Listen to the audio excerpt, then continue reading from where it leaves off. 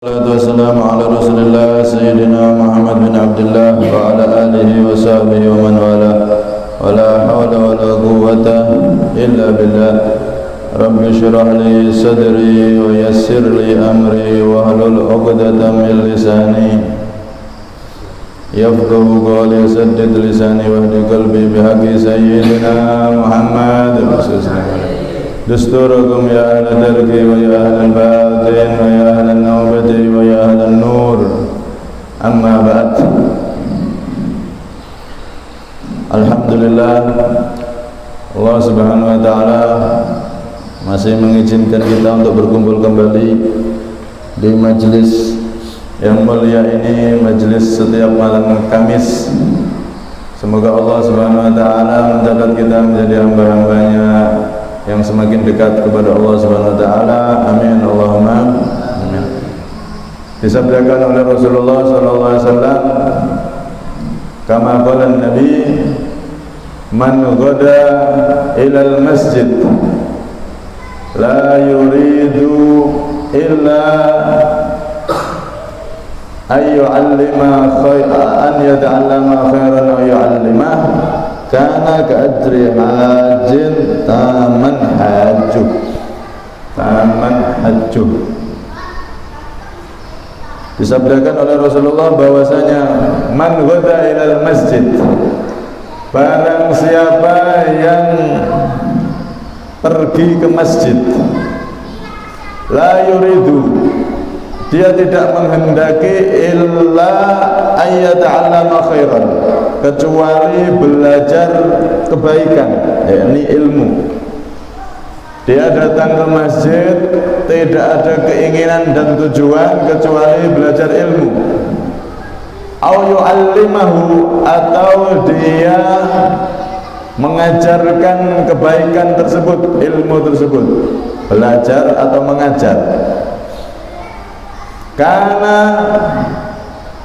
Karena lahu, maka ada bagi orang tersebut ka'ajri hajin taman hajjuh, maka ada bagi orang tersebut seperti pahala orang yang haji yang sempurna hajinya. Kalau sekarang niku nek kita haji niku kan mencapai kesempurnaan haji niku sulit. Sulit. Tapi kata Rasulullah, bagi kita yang belum pernah haji, jangan sedih. Hadir majelis ilmu di masjid itu seperti orang yang haji sempurna. Alhamdulillah. Qala al-musannif radhiyallahu anhu arba'ah. Kita masuk pada hikmah yang keempat. Radhiyallahu anhu maqala radhiyallahu anhu, arih nafsaka minat tadbir fama qama bihi ghairuka anka la takum bihi li nafsik. Arih nafsaka, rilekkanlah nafsaka kepada jiwamu. Rilek niku enakno, enakkanlah jiwamu, nyamankanlah jiwamu minat tadbiri, dari pemikiran atau pengaturan. Jadi kalau mikir, kalau ngatur, jangan terlalu mikir yang biasa-biasa aja. Jangan terlalu banyak pikiran. Kenapa? Fama qama bi ghairuka anka, sebab sesuatu qama bihi, yang mengaturnya, ghairuka itu selain kamu, yaitu Allah, angka untuk kamu, dari kamu, la takum bihi li nafsik, maka kamu tidak bisa mengaturnya untuk dirimu. Rilekkanlah jiwamu dari pemikiran, dari berpikir, sebab udah ada yang ngatur. sesuatu yang sudah diatur oleh Allah untuk kamu, maka kamu tidak bisa mengatur ulang. Aturannya Allah apa, ya udah itu yang terjadi. Karena itu di sini kita diajari oleh Imam Ibnu Athaillah Sekandari untuk bisa mengendalikan pola pikir. Jangan sampai kebelabasan mikir. Yang niku nek kakean mikir, apa-apa dipikiri, kepikiran, nanti malah sakit. Makan ndak enak, ibadah ndak enak, baca Quran ndak khusyuk, ndak enak kabeh. Kenapa? Karena terlalu banyak mikir. Yang dipikiri apa? Masalah. Nah, masalahnya kenapa? Masalah itu sudah terjadi apa akan terjadi? Yang sudah terjadi kita pikiri tidak bisa berubah. Yang akan terjadi kita pikiri, lah itu urusannya Allah. Terjadi tidak suatu masalah, itu urusannya Allah. Karena itu di sini kita niku disuruh mengatur pola pikir kita. Ibarat orang tuh gini, tiang niku misalkan punya temen yang kaya, ngajak dia, yuk ke Jawa yuk, tak tanggung semua tiket, hotel, pokoknya melu aku bareng aku wis, gak perlu bayar apa-apa. Kalau ada orang seperti itu, ditanggung temennya seperti itu, nanti 1 bulan di sana, semua tak cukup bareng saya terus. Ini yang ditanggung, yang jadi pikirannya apa? Ya cukup mikir baju yang dibawa, tas, wes selesai. Jangan beli tiketnya gimana, jangan mikirin nanti pesawatnya gimana, nanti hotelnya gimana. Oh, bukan urusanmu itu. Lapo mikir sampai situ. Pikir bajumu, tas, selesai. Mari ono tunggu, jak berangkat. Itu teman dekat, misalkan, kan begitu. Nah, ini orang yang ditanggung oleh teman dekatnya, itu aja ndak mikir tiket pesawat, ndak mikir hotel, pokoknya melu selesai, mangannya gimana, minumnya gimana, ditanggung semua, udah ndak usah mikir. Begitu juga dengan kita. Sebenarnya kita hidup di dunia ini sudah ada yang nanggung. Siapa yang nanggung? Ya Allah. Jelas Allah berfirman di dalam Al-Quran, dzalika bi annallaha maulal ladzina amanu wa annal kafirina la maula lahum. Yang demikian itu sesungguhnya Allah itu maulal ladzina amanu. Allah itu maula bagi orang-orang yang beriman. Maula itu apa? Penolong, penanggung. Orang yang beriman hidup di dunia ini sudah ditanggung sama Allah. Loh, kalau yang ditanggung sama temennya aja nggak mikir apa-apa, kok kita ditanggung sama Allah, kenapa kebanyakan mikir gitu. Ini bedanya orang yang beriman dengan orang yang tidak beriman. Wa annal kafirina la maula lahum. Kalau orang kafir, orang yang nggak beriman, mereka tidak ditanggung sama Allah. Mereka banyak pikiran, oh jangan sampai hasil kerjaan saya, PT saya turun, oh jangan sampai, wajar, karena mereka tidak iman sama Allah. Tapi kalau kita orang yang beriman, maka jangan terlalu banyak pikiran. Apa yang sudah diatur oleh Allah untuk kita, yaitu yang terjadi. Dapat berarti nggak boleh mikir, loh boleh. Mikir itu bagus, yang tidak boleh itu kebanyakan mikir. Ini udah elek ini. Okay. Bahkan Nabi mengatakan dalam hadisnya, at-tadbir nisful ma'isyah. Pemikiran itu adalah separuh daripada kehidupan. Mikir, oh saya pemasukan sekian, untuk kebutuhan sekian, harus diatur itu, dipikir kemudian diatur. Nek masuk keluarnya tidak imbang, nanti malah bahaya, kebanyakan utang. Nah dipikir itu boleh, mikir usaha ini itu boleh, bagus, itu malah nisful ma'isa, separuh daripada kehidupan.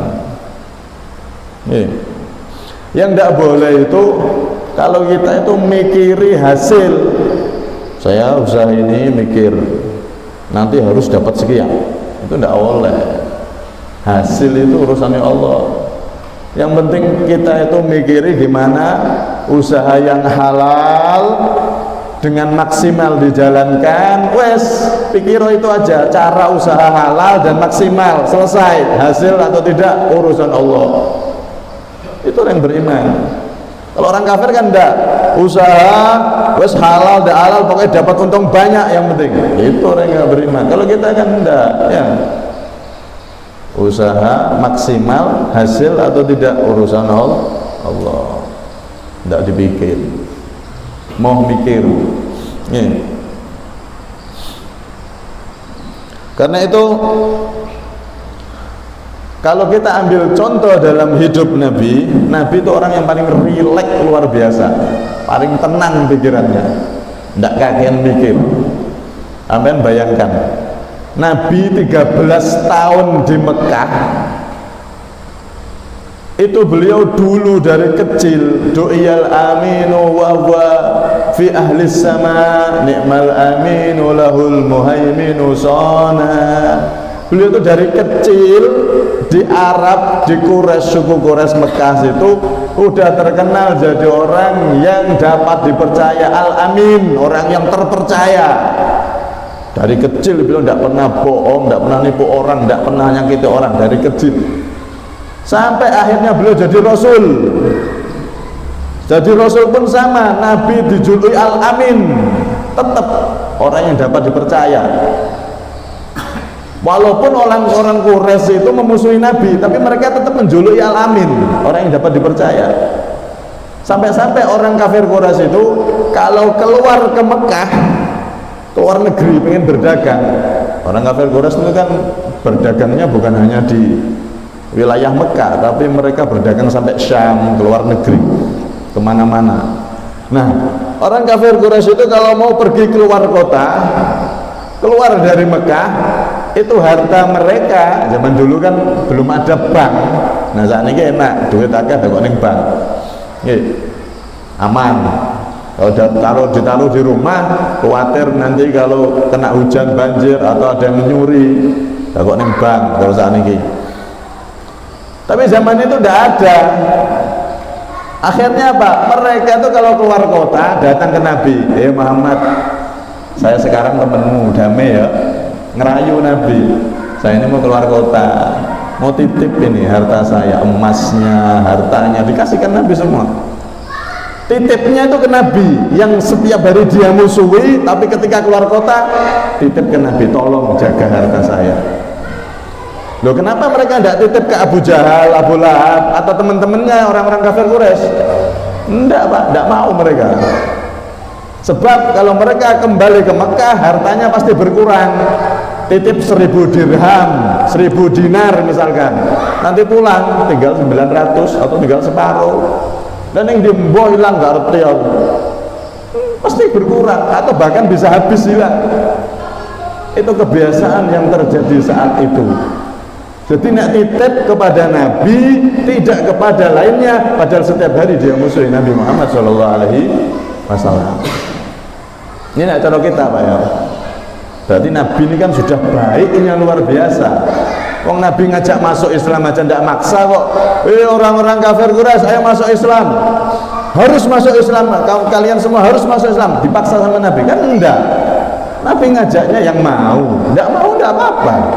Terus Nabi akhlaknya bagus, mereka kalau apa-apa titipnya ke Nabi, dan ketika balik lagi dikembalikan Nabi utuh tanpa ada terkurang sesedikit pun, satu keping pun uang dirham atau dinar mereka tidak dikurangi sama Nabi.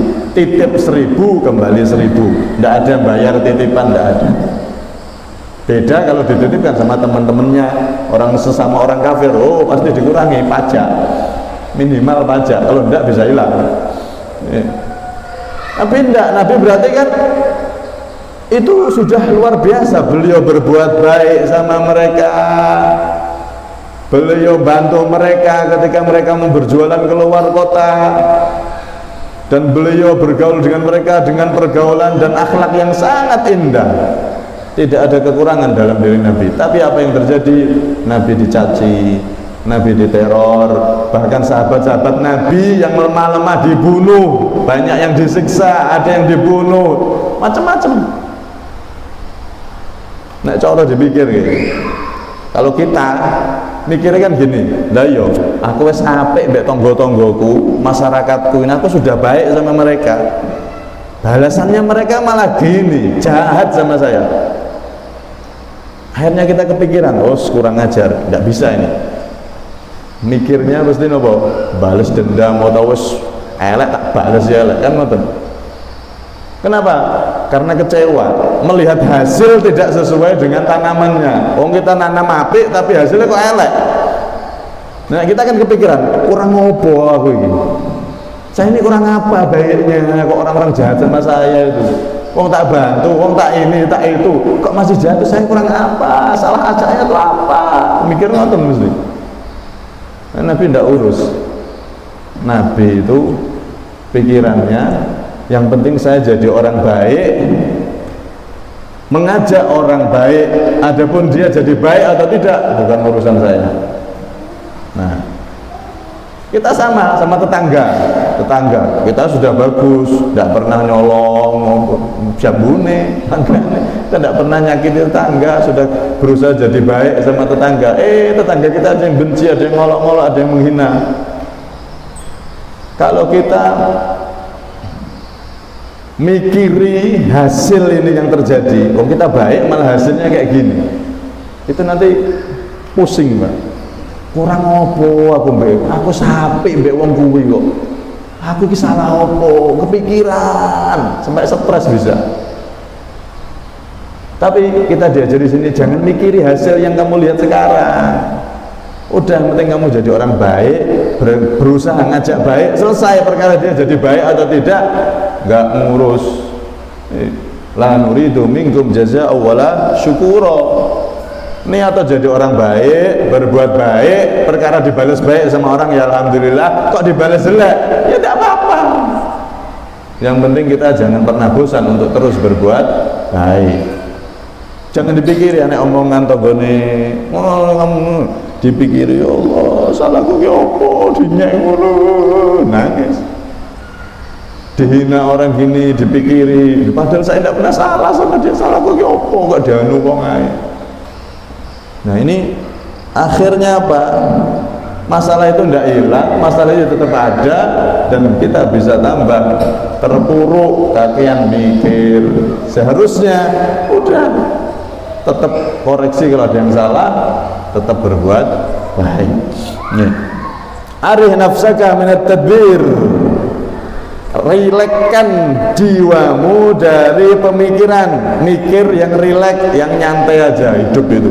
Wong sudah ada penanggung jawab Allah kok mikir terlalu berat itu apa? Dalam rumah tangga misalkan ada orang suami istrinya ternyata ngamuan. Kalau kita mikirin ngamuk ya putek Pak, pusing ngamuk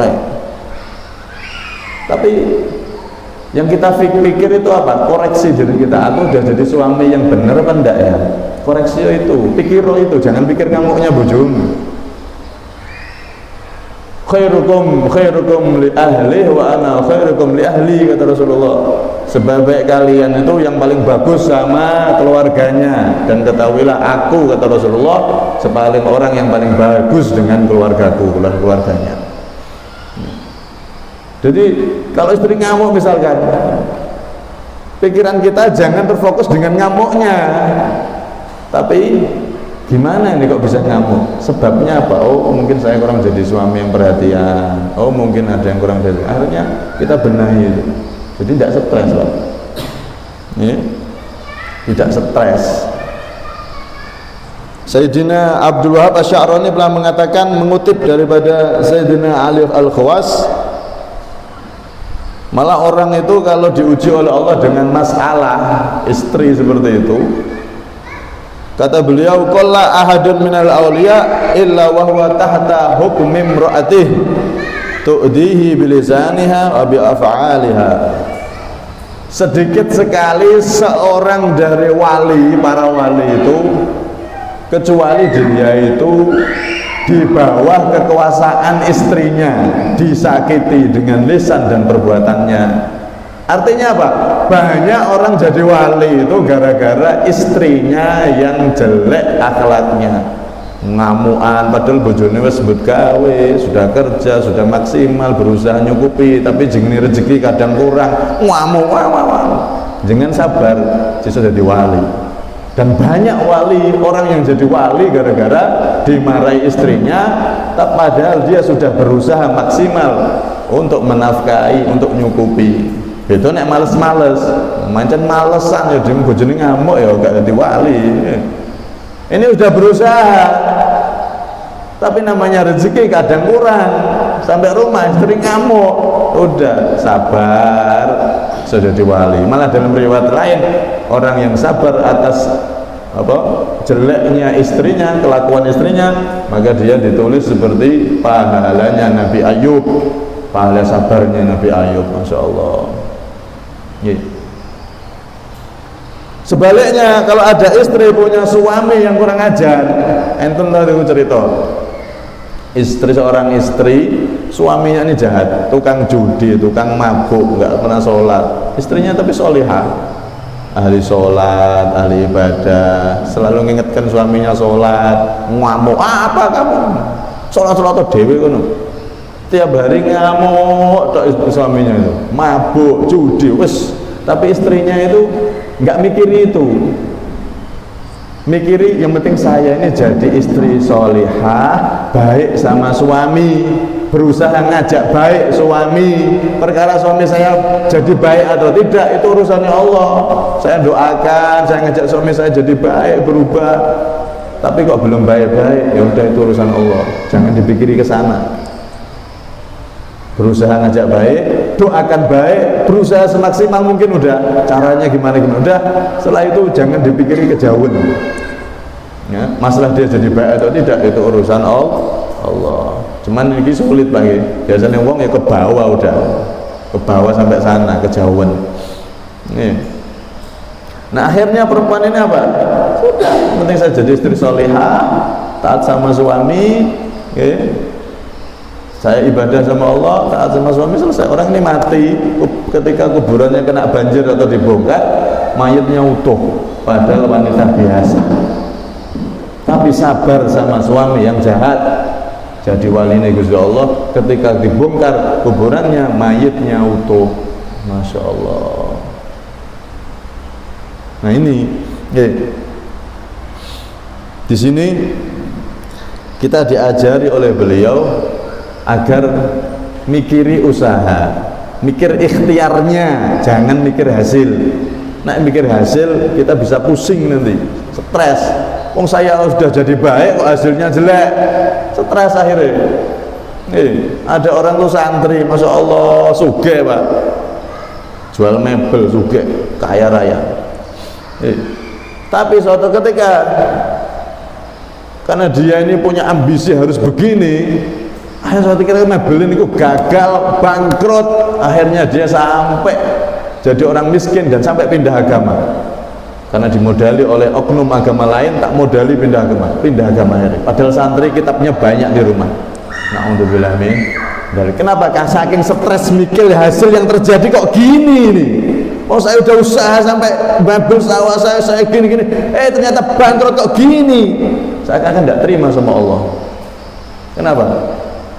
Karena dia tadi itu mikiri hasil yang terjadi, dia dipusingkan dengan masalah yang terjadi. Karena itu orang mukmin itu berusaha menangani masalah dan tidak bermasalah dengan masalah.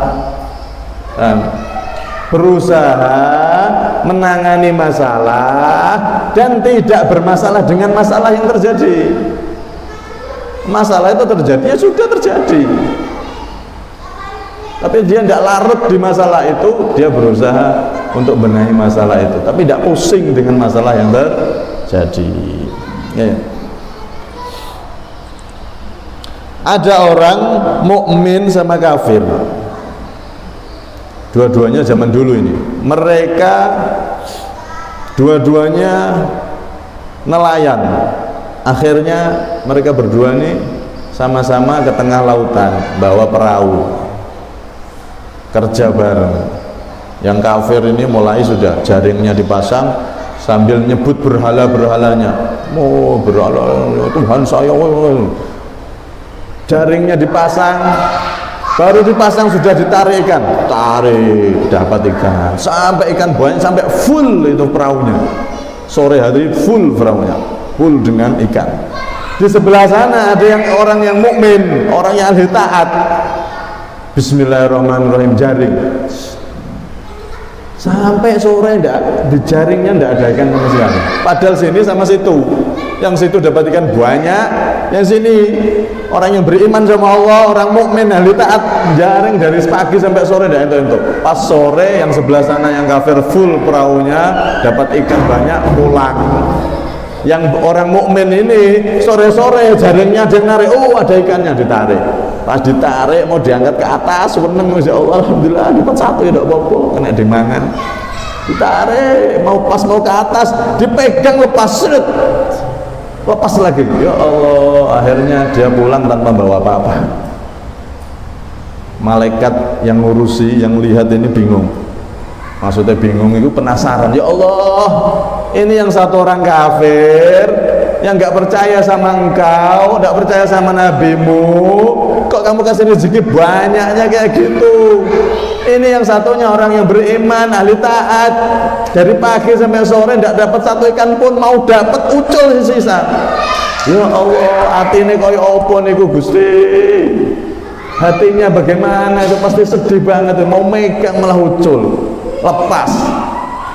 Maka malaikat dua ini, yang satu yang bagian orang kafir, yang satu bagian orang mukmin, suruh ke atas semua, udah ke atas semua, lihat apa yang aku persiapkan untuk orang yang beriman dan apa aku persiapkan untuk orang yang kafir tadi.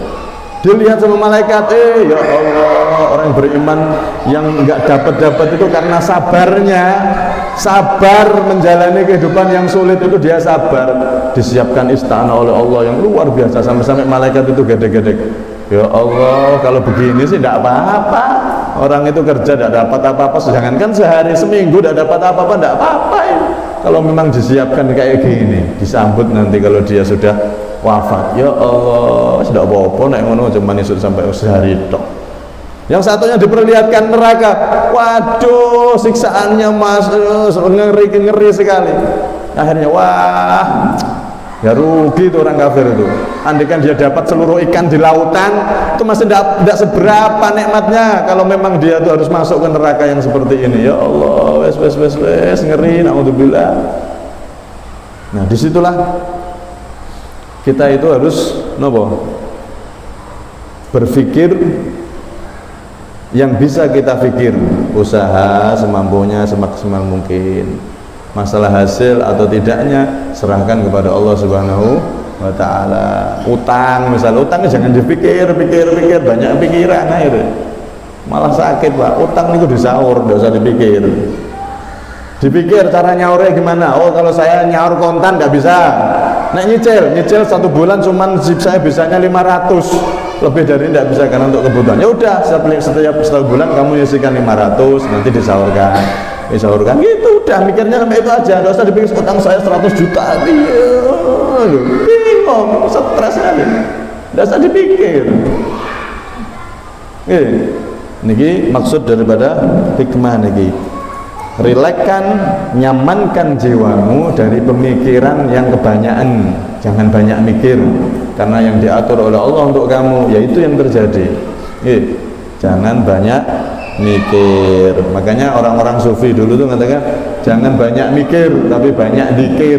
Mikir sak cukupe, dikir sak akeh. Nah niku mikir sak cukupe, dikir sak akeh. Mikir secukupnya, dikir sebanyak-banyaknya. Udah cukup, bisanya apa udah itu, jangan dipikir lebih dari itu. Karena percuma buang-buang waktu, itu sudah jadi urusannya Allah Subhanahu wa ta'ala. Semoga kita dalam menghadapi kehidupan itu dipikir dengan pemikiran yang pas, jangan sampai kebablasan, karena menurut medis sendiri semua penyakit itu biasanya karena banyak pikiran. 90% penyakit itu gara-gara banyak pikiran, bukan karena makanan itu cuma 10%, 20% aja pengaruh penyakitnya. Orang tuh banyak penyakit itu gara-gara banyak pikiran yang terlalu itu jadi penyakit.